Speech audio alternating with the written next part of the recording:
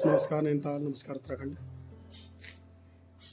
अब ये आखिरी ब्लॉग आज बनेगा मेरी यात्रा का। एक चीज़ आप लोगों से कहना चाहता हूँ, जो मैंने इन 7 दिनों में लद्दाख में महसूस किया और कई जगहों में भी किया है, लेकिन इस बार बहुत डीपली मतलब गहराई से जाके इसको देखा है।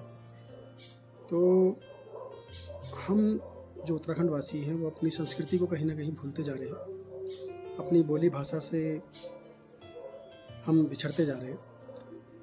लद्दाख आके मैंने देखा है, एयरपोर्ट में उतरते ही आपका स्वागत लद्दाखी भाषा में ही होगा। वहाँ जो अटेंडेंट हैं वो सब लद्दाखी कल्चर के कपड़ों में ही होते हैं। एयरपोर्ट जो वहाँ का है वो यहीं की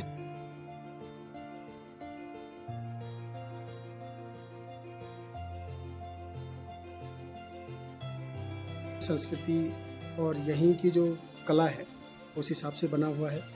बाहर निकल के हम आते हैं तो इधर के जो ड्राइवर हैं वो भी लद्दाखी में आपस में एक दूसरे से बात करते हैं।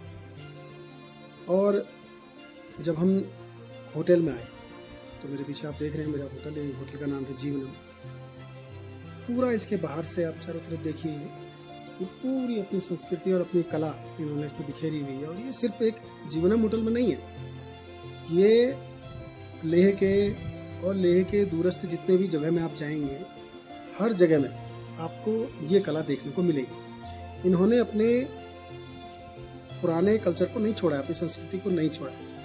जो हम लोग उत्तराखंड वाले अपने कल्चर को भूलते जा रहे हैं। तो मेरा निवेदन है आपसे कि अपनी संस्कृति को, अपनी बोली भाषा को और आपस में अपने बोलचाल में कुमाऊनी, गढ़वाली और जौनसारी भाषा का इस्तेमाल ज़्यादा से ज़्यादा करें। जितने भी पर्यटकों को हम घुमाते हैं तो अपनी बोली भाषा से, अपनी संस्कृति से उनका हम परिचय कराएं और उन्हें महसूस कराएं कि वो अपनी जगह से किसी नई जगह पे आए, जो संभवतः नैनीताल में तो लगता ही नहीं। दूसरी चीज़, एक बहुत अच्छी चीज़ इन 7 दिनों में मुझे देखने को मिली। मैं इस ब्लॉग के माध्यम से उत्तराखंड सरकार से भी कहना चाहता हूँ कि हमारे नैनीताल में उत्तराखंड में जितने भी पर्यटक स्थल हैं उनमें एक स्थान ऐसा जरूर बनाया जाए जहां हमारे उत्तराखंड का खाना पीना मिले, जहां उत्तराखंड की जो हमारा जो कल्चर है,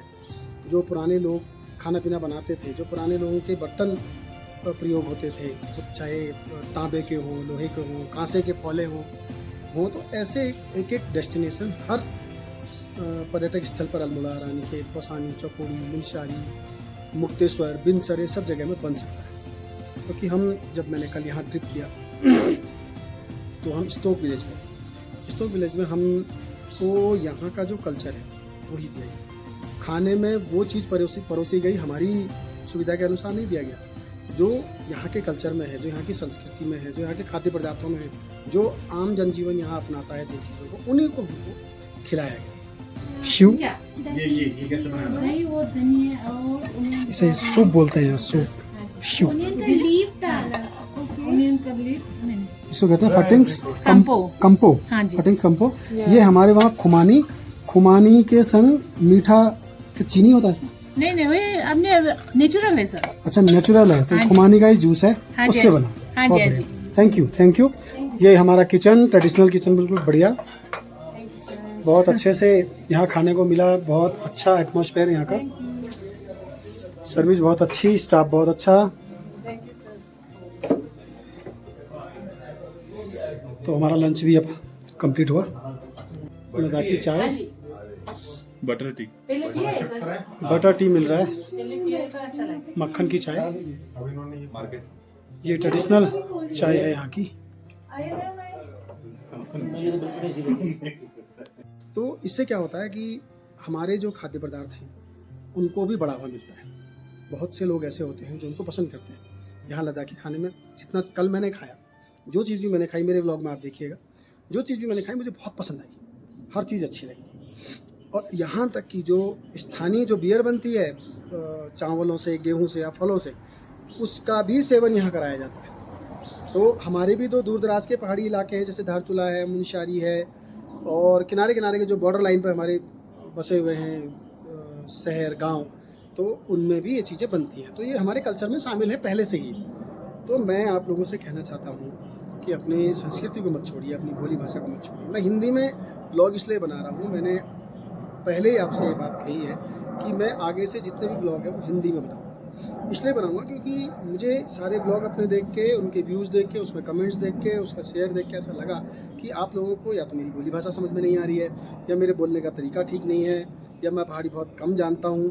तो आपने किसी ने भी मुझे मतलब बताया नहीं, तो भीतर से वो आप कुछ लोग जो मेरे खास मित्र लोग हैं उन्होंने मुझे कमेंट भी किया पर्सनली, और उन्होंने मुझे फ़ोन में भी बताया कि यार पहाड़ी में मत बोलिए, आज उत्तराखंड में कोई नहीं चाहता इस बात को, नैनीताल में कोई नहीं चाहता, तो तू अगर तुम्हें दूर दूर तक अपनी बात पहुंचानी है तो तुझे हिंदी में ही बोलना पड़ेगा, या तो तू सब टाइटल नीचे से जो है उसमें इंग्लिश में कर या हिंदी में कर।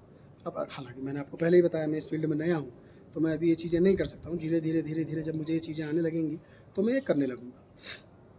तो मैं आपसे कह रहा था कि आप मेरे चैनल को लाइक करिए, सब्सक्राइब करिए, शेयर करिए, और ज़्यादा से ज़्यादा लोगों तक इसको पहुंचाने का प्रयास करिए। तब मुझे भी अंदर से मेरा मनोबल जो है वो बढ़ेगा कि मैं आपको जहाँ जिस जगह भी जाऊँ, घूमने के लिए जाऊँ या कहीं भी जाऊँ, तो मैं आपको वहाँ की चीज़ों से वाकिफ़ कराऊँगा, आपको वो चीज़ें दिखाऊँ।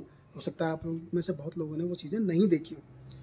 तो मेरा फिर एक विनम्र निवेदन है, मेरे इस जो पर्सनली आज इस बात का ये मैं ब्लॉग आपको बना के भेज रहा हूँ, तो इसको आप सरकार तक भी पहुँचाइए, क्योंकि हमारा जो उत्तराखंड है वो एक पर्यटन प्रदेश है, और 70 से 80% जो वहाँ के जो लोग हैं वो इसी पर डिपेंडेंट है।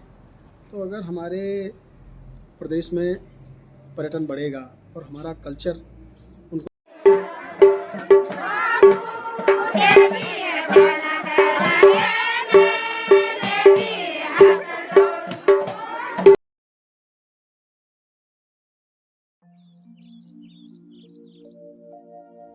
डाली डाली फूलों की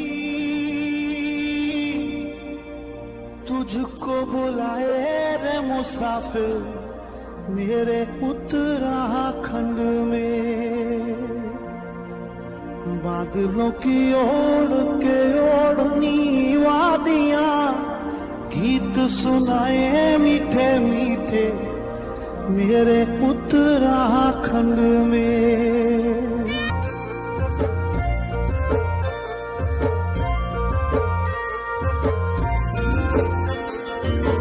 डाली डाली फूलों की तुझको बुलाए रे मुसाफिर मेरे उत्तराखंड में। बादलों की ओढ़ के ओढ़नी वादियां गीत सुनाए मीठे मीठे मेरे उत्तराखंड में। हो पिजोरे मेरे पहाड़ को, पिजोरे मेरे पहाड़ को, ठंडो पानी ठंडो पानी ठंडो पानी ठंडो पानी।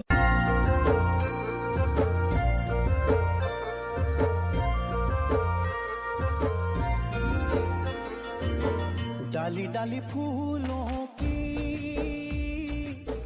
तुझको बुलाए रे मुसाफिर मेरे उत्तराखंड को देखने को मिलेगा, तो वो भी आपस में बात करके कहेंगे कि भाई उत्तराखंड जाना है, बहुत अच्छा कल्चर है, वो बहुत अच्छे लोग हैं, वहाँ की संस्कृति बहुत अच्छी है, वहाँ की बोली भाषा बहुत अच्छी है, अच्छे लोग हैं। तो हमने अपनी चीज़ को बढ़ावा देना है। और आप आज मेरा लास्ट दिन है, मेरा ये आखिरी ब्लॉग है जो लद्दाख यात्रा का है। यहाँ जो मैंने देखा, जो महसूस किया, मैंने आपको बता दिया है। तो अब जब भी आप यहाँ आएँ, पहले तो आपको मैंने बताया है कि अप्रैल से लेके सितंबर तक आप यहाँ आएंगे। दूसरा, उत्तराखंड का आदमी इतना पैसे वाला नहीं है। गांव जो भी शहर है छोटे मोटे, सब छोटा मोटा ही काम करने वाले लोग हैं, तो ज़्यादातर लोग ग्रुप में आएंगे, और किसी ट्रैवल एजेंसी के थ्रू यहाँ मत आइए, ज़्यादा खर्चा होता है। आपस में आप 4-5 लोग एक बड़ी गाड़ी में आएंगे तो आपका 15 से 20 हज़ार रुपये पर पर्सन खर्चा आएगा। उसमें खाना पीना रहना आपका सब कुछ इंक्लूड हो जाएगा। तो आज के लिए सिर्फ इतना ही, और फिर आपसे विनती है कि मेरे चैनल आपका नीरज जोशी को शेयर करिए, सब्सक्राइब करिए और कमेंट करिए। मैंने जैसे पहले बताया वो भी बताइएगा। तो मिलते हैं अब किसी नए क्षेत्र में, किसी नई डेस्टिनेशन में। जब भी मैं जाऊंगा तो अपने चैनल के माध्यम से फिर आप लोगों के सामने आऊँगा। तो तब तक के लिए नमस्कार नैनीताल, नमस्कार उत्तराखंड, बहुत बहुत धन्यवाद।